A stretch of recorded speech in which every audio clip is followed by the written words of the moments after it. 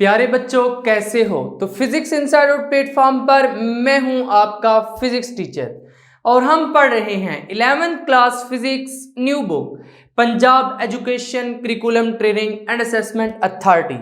और इस new book को लेकर के हमने स्टार्ट किया हुआ है चैप्टर नंबर 2 जिसका नाम है फोर्स एंड मोशन।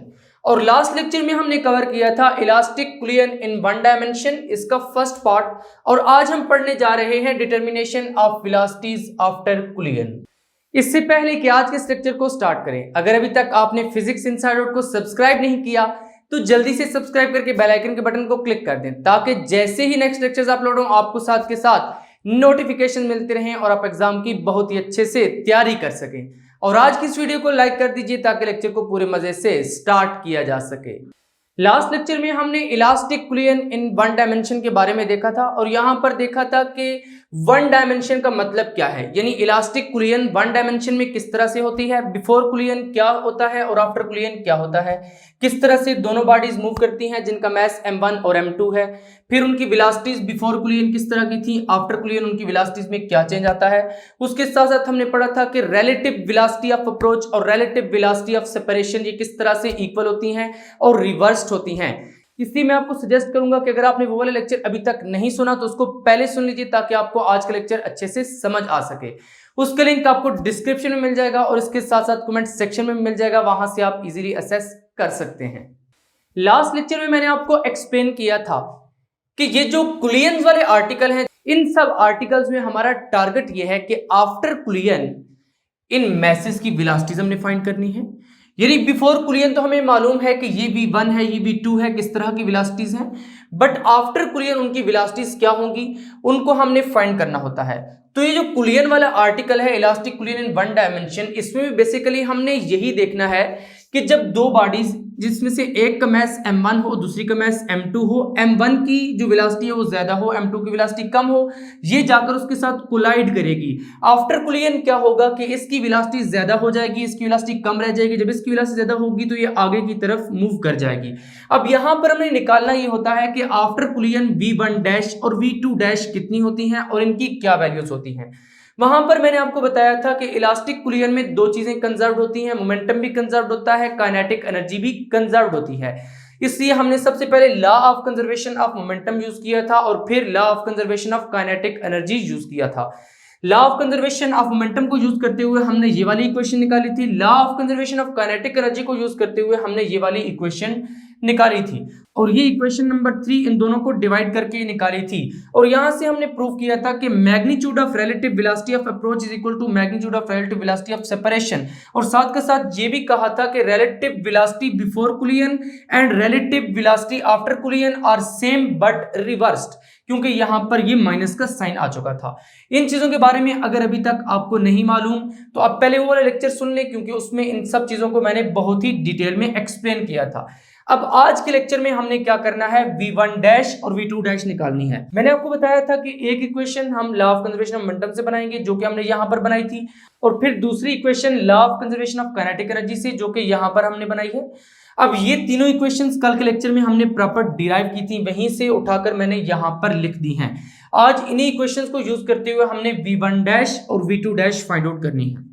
अब यहां पर आज के लेक्चर में हम इक्वेशन नंबर 1 और इक्वेशन नंबर 3 को यूज करेंगे। ऑब्वियसली यहां पर मेन इक्वेशंस तो ये वाली 2 इक्वेशंस हैं 1 और 2, बट अपनी आसानी के लिए हम एक इक्वेशन नंबर 3 को यूज करेंगे, एक इक्वेशन नंबर 1 को यूज करेंगे और यहां से v1 डैश और v2 डैश की वैल्यूज फाइंड आउट करेंगे। क्योंकि यहां पर स्क्वायर है तो ये आपके लिए थोड़ा सा कॉम्प्लेक्स हो जाएगा। अब सबसे पहले हमने क्या करना है, v1 डैश फाइंड करना है। v1 डैश किसकी वेलोसिटी है, m1 की आफ्टर कुलियन। बिफोर कुलियन m1 की वेलोसिटी क्या थी, v1। आफ्टर कुलियन m1 की वेलोसिटी क्या है, v1 डैश। इसका मतलब है कि सबसे पहले हमने velocity of ball having mass m1 after कुलियन find करनी है। तो यहां पर सबसे पहले यही हेडिंग लगाएंगे। अब अपनी हेडिंग लगानी है velocity of mass m1 v1 dash. v1 dash क्यों लिखा है हमने, क्योंकि हम आफ्टर कुलियन वाली वेलोसिटी फाइंड आउट कर रहे हैं। तो यहां पर अब हमने क्या करना है, इक्वेशन नंबर 1 और इक्वेशन नंबर 3 को यूज करते हुए पहले v1 डैश की वैल्यू फाइंड करेंगे यहां पर, फिर v2 डैश की वैल्यू फाइंड करेंगे। देखें ये इक्वेशन नंबर 1 है, ये इक्वेशन नंबर 3 है, दो ही इक्वेशंस हैं और हमने कितने वेरिएबल्स फाइंड करने हैं, दो ही वेरिएबल्स फाइंड करने हैं। मैथमेटिक्स में आपने इक्वेशंस को सॉल्व करके वेरिएबल्स फाइंड करने के डिफरेंट मेथड्स पढ़े हुए हैं, जैसे मैट्रिक्स इन्वर्जन है, उसके बाद क्रैमर रूल है, इक्वेटिंग कोएफिशिएंट्स है, सब्स्टिट्यूशन मेथड है। पर डिफरेंट मेथड्स आपने पढ़ रखे हैं, बट यहां पर मैं सब्स्टिट्यूशन मेथड को यूज करूंगा, यानी एक इक्वेशन से किसी एक वेरिएबल की वैल्यू निकाल के उसको दूसरी इक्वेशन में पुट कर दें तो आपको दूसरे वेरिएबल की वैल्यू मिल जाएगी। देखें, जिस तरह मैं यहां से v2 डैश की अगर वैल्यू निकालूं इक्वेशन नंबर 3 में से और इसमें v2 डैश की वैल्यू पुट कर दूं तो पूरी इक्वेशन में आपको कहीं v2 डैश नजर नहीं आएगा, जस्ट v1 डैश नजर आएगा। उस v1 डैश की वैल्यू मैं वहां से डिटरमिन कर लूंगा। तो अभी सबसे पहले मैं क्या लिखूंगा, फ्रॉम इक्वेशन 3, फ्रॉम इक्वेशन 3, यानी इक्वेशन 3 को यूज कर रहा हूं मैं। तो भाई इक्वेशन 3 क्या कहती है, v1 minus v2, v1 minus v2 is equal to minus into v1 dash minus v2 dash. इसको आप थोड़ा सा रीअरेंज करें और यहां से v2 डैश फाइंड करें। किस तरह से करेंगे, माइनस v1 डैश, ये माइनस अंदर जाएगा, माइनस माइनस प्लस हो जाएंगे, प्लस v2 डैश। इसी का आगे इंप्लाइज रख लिखते हैं, क्योंकि ये पूरी कैलकुलेशन एक ही मर्तबा मैं चाहता हूं कि यहां पर करें। देन यहां से आपने v2 डैश निकालना है, तो क्या करेंगे कि इस v1 डैश को उठाकर इधर ले आएंगे। जब इस v1 डैश को आप उठाकर इधर लेके आएंगे तो यहां पे माइनस है, तो यहां पे अगर प्लस हो जाएगा तो किस तरह से कुछ होगा, v2 dash is equal to, इसको इक्वल से इस साइड पर ले आए, v1 minus v2 plus v1 dash. Just हमने साइड्स चेंज की हैं, v2 को इस साइड पे लिख लिया और वाली जो साइड थी इसको उठा के उस साइड पे लिख लिया है। अब इसको आप इक्वेशन नंबर 4 का नाम दे दें। ये जो v2 डैश की वैल्यू है इसको उठाकर आप इस इक्वेशन में पुट कर दें जो इक्वेशन नंबर 1 है, क्योंकि हमने 1 और 3 यूज करनी थी। तो यहां पे आप ये भी लिख सकते हैं, putting value of v2 dash from equation 4 into equation 1। भाई इक्वेशन 4 से उठाकर आप इक्वेशन 1 में पुट कर दें। यहां पर इस तरह के सेंटेंस आपने लाजमी लिखने हैं, इनको अगर आप इग्नोर करेंगे तो वहां पर कुछ अच्छा इंप्रेशन नहीं जाता। जिस तरह हमने यहां पर क्या लिखा है, putting value of v2 dash from equation 4 into equation 1। तो भाई इक्वेशन 1 में आप पुट कर दें, क्या करेंगे, m1 v1 यहां पर तो इसी तरह से लिखेंगे, m1 into v1 minus v1 dash is equal to, यहां पर m2 भी इसी तरह से आएगा। m2 के बाद v2 डैश की वैल्यू भाई आपने कौन सी उठाकर पुट करनी है, ये वाली, तो पुट कर दें v1 minus v2 plus v1 dash. Next minus v2 इसी तरह से आ जाएगा भाई, माइनस v2। अब यहां से हमने क्या करना है, जस्ट हमने वैल्यू फाइंड करनी है किसकी, v1 डैश की। तो यहां पर हमारे पास ये m1 था इस इक्वेशन में, इसको हमने m1 ही लिखना है। अब यहां से इसको आप मल्टीप्लाई कर लें, m1 v1 minus m1 v1 dash, क्योंकि हमने क्या करना है, अब v1 डैश वाली जो वैल्यूज हैं वो एक साइड पे हमने करनी है, वहां से v1 डैश कॉमन लेंगे और बाकी नीचे आके डिवाइड हो जाएगा। किस तरह से, m2 v1 minus m2 v2 plus m2 v1 dash minus m2 v2। अब हमने क्या डिटरमिन करना है, v1 डैश। तो क्या करेंगे कि v1 डैश वाली जो टर्म्स हैं उनको आपने एक साइड पर कर लेना है, बाकी सबको एक साइड पर कर लेना है। ये माइनस का है, इसको उधर ले जाए तो प्लस का हो जाएगा भाई।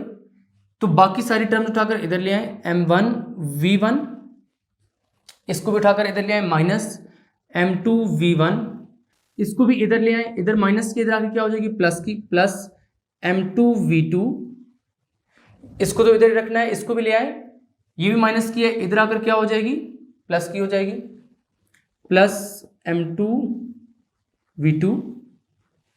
देन अब इक्वल के बाद आपने क्या क्या चीज रखनी है, एक तो इस चीज को रखना है m2 v1 डैश, इधर माइनस है, इधर आगे प्लस हो जाएगा, plus m1 v1 dash, plus m1 v1 dash.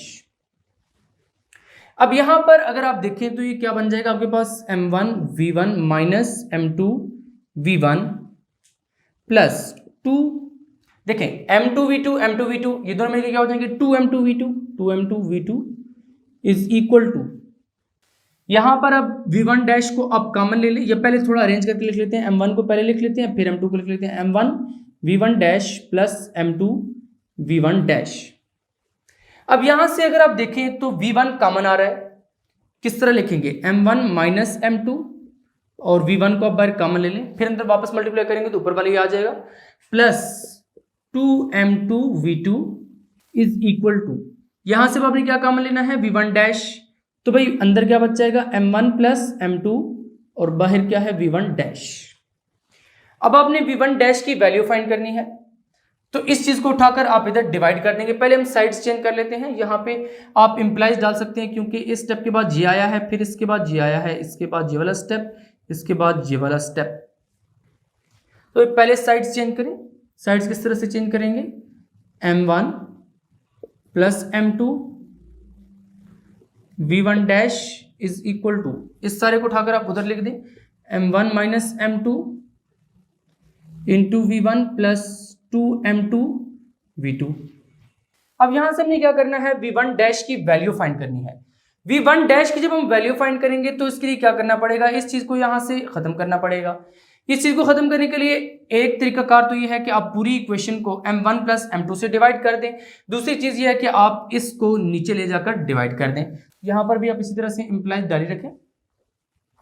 Then यहां पर क्या होगा, V1 dash is equal to, ये कुछ इस तरह से आपके पास बन जाएगा, M1 minus M2 into V1 plus 2M2 V2, इसको नीचे लाकर डिवाइड करें, M1 plus M2, M1 plus M2, यहां पर भी इंप्लाइज डाल लें, दिस इंप्लाइज दैट। अब यहां पर प्लस है, ये नीचे चीज डिवाइड हो रही है, इसको इस टर्म के नीचे सेपरेटली डिवाइड कर लें, इसके नीचे सेपरेट डिवाइड कर लें, एक ही बात है। तो किस तरह से करेंगे, V1 dash is equal to M1 minus M2, M1 minus M2 divided by, किससे डिवाइड हो रहा है, M1 प्लस M2 से, M1 प्लस M2, बाहर क्या आएगा, V1, तो V1 यहीं पर लिख दें, plus 2M2 divided by M1 plus M2, M1 plus M2, साथ में क्या आ जाएगा, V2। तो V1 डैश की वैल्यू यही आपकी बुक पर भी लिखी हुई है, ये किस तरह से आती है ये मैंने आपको समझा दिया है। अब V2 डैश की वैल्यू किस तरह से फाइंड करेंगे, मैथमेटिक्स में आप क्या करते हैं, लेट्स से आपके पास दो वेरिएबल्स हैं x और y और दो ही इक्वेशंस हैं। आप इस तरह करते हैं कि एक में से x निकाल के दूसरे में सब्स्टिट्यूट करते हैं, वहां से y आ जाता है, फिर y की वैल्यू आप किसी भी इक्वेशन में पुट करते हैं, वहां से आपको क्या मिल जाता है, x। तो सिमिलरली यहां से हमने V2 डैश की वैल्यू निकाल के इस इक्वेशन नंबर 1 में पुट की थी, तो वहां से हमें क्या मिल गया, V1 डैश। अब V1 डैश की वैल्यू उठाकर हम इस इक्वेशन नंबर 1 इस इक्वेशन नंबर 3 में पुट करेंगे, वहां से क्या मिल जाएगा, V2 डैश। इसको आप इक्वेशन नंबर 5 का नाम दे दें, क्योंकि देखिए 1 2 3 4 तो पहले हो चुकी हैं, अब ये 5 क्योंकि हमने फर्दर यूज करनी है V2 डैश को डिटरमिन करने के लिए, तो इसको एक साइड पर लिख लेते हैं। नेक्स्ट हेडिंग आप लगाएंगे वेलोसिटी ऑफ मास M2 जो कि है V2 डैश, यानी आफ्टर कुलियन इसकी जो वेलोसिटी V2 डैश है उसको फाइंड करने जा रहे हैं। मैंने आपको बताया था कि यहाँ पर अब इक्वेशन नंबर 5 में जो V1 डैश की वैल्यू है इसको आप इक्वेशन नंबर 1 में भी पुट कर सकते हैं V2 डैश निकालने के लिए, इक्वेशन नंबर 3 में पुट कर सकते हैं V2 डैश निकालने के लिए। तो भाई अब हम इक्वेशन नंबर 5 को अगर इस इक्वेशन नंबर 3 में ही पुट करें, बट इक्वेशन नंबर 3 को हमने ऑलरेडी जब V1 डैश निकाली थी तो थोड़ा अरेंज किया था, और अरेंज फॉर्म को हम निकालते हैं इक्वेशन नंबर 4। तो अगर हम उस अरेंज फॉर्म को यूज कर लें तो उसमें V2 डैश ऑलरेडी एक साइड पर है, तो थोड़ा इजी हो जाएगा भाई। तो इसी अरेंज फॉर्म को यूज करते हैं, हम लिखने हैं फ्रॉम इक्वेशन 4। दोबारा से अगर अरेंज करेंगे तो रेपिटेशन हो जाएगी, इसलिए डायरेक्ट उसी इक्वेशन का हवाला देते हुए आपने नीचे ये इक्वेशन लिख देनी है। अब क्या करेंगे, इसमें V1 डैश अननोन है, इसको यहां से उठाकर पुट करेंगे, putting value of V1 dash from equation 5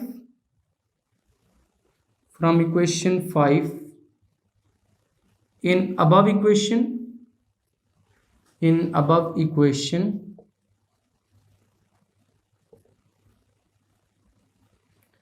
तो यहां से आपको क्या मिल जाएगा, V2 dash is equal to V1 minus V2 plus V1 dash की वैल्यू उठाकर पुट करते हैं जो क्या है M1 माइनस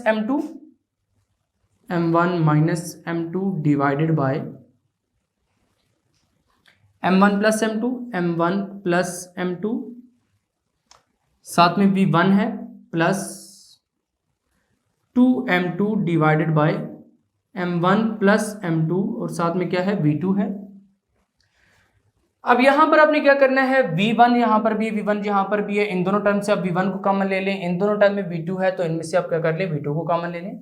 तो पहले इसको अगर थोड़ा सा अरेंज करके भी आप लिख लें तब भी ठीक हो जाएगा। v2 dash is equal to v1 plus m1 minus m2 divided by m1 plus m2। Just आपके आसानी के लिए मैं इसको रीअरेंज कर रहा हूं, plus 2m2 divided by m1 plus m2 v2, और इसको आप यहां पर लिख लें माइनस v2। अब इन फर्स्ट टू टर्म में से आप v1 को कॉमन लें, नेक्स्ट में से v2 को कॉमन लें। तो यहां से अगर आप v1 को कॉमन लेंगे तो आपके पास क्या आएगा, v2 dash is equal to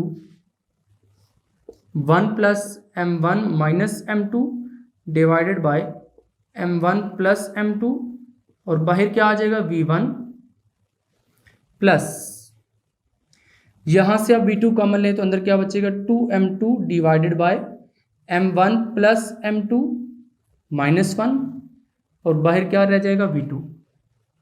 यहां पर अब आपने क्या करना है, जस्ट इस ब्रैकेट को सॉल्व करना है और इस ब्रैकेट को सॉल्व करना है। जिस तरह आप नॉर्मली एलसीएम लेकर इसको सॉल्व करते हैं, आप प्राइमरी लेवल पर और मिडिल लेवल पर ये चीजें पढ़ते आए हैं, तो किस तरह से करेंगे, this implies that v2 dash is equal to, यहां पर आपके पास क्या आ जाएगा नीचे, m1 प्लस m2, और इधर क्या आ जाएगा, m1 plus m2 plus m1 minus m2,